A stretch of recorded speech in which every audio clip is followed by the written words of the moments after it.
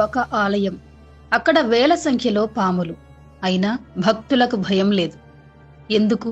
వందల రహస్యాలను తనలో దాచుకున్న ఆలయం గురించి మనం తెలుసుకుందాం. కేరళ రాష్ట్రంలోని అలప్పుజా జిల్లా హరిపాడ్ ప్రాంతంలో ఉన్న మన్నారశాల శ్రీ నాగరాజ ఆలయం దేశంలోనే అత్యంత మిస్టీరియస్ దేవాలయాల్లో ఒకటిగా గుర్తింపు పొందింది.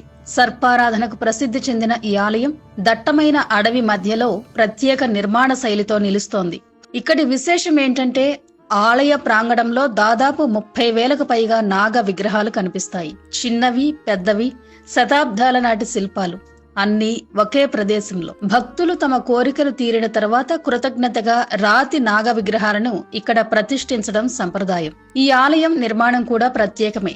భారీ రాతి గోపురాలు లేవు. మట్టి నిర్మాణం, ప్రకృతితో కలిసిపోయిన వాతావరణం అంతా భిన్నంగా ఉంటుంది. ముఖ్యంగా ఇక్కడ ప్రధాన పూజారి ఒక మహిళ. ఆమెను వలియమ్మ అని పిలుస్తారు. సర్పదేవత ప్రతినిధిగా భావించే ఆమె ఆలయ ఆచారాలను నిర్వహించడం ఈ క్షేత్రానికి ప్రత్యేక గుర్తింపును తెచ్చింది.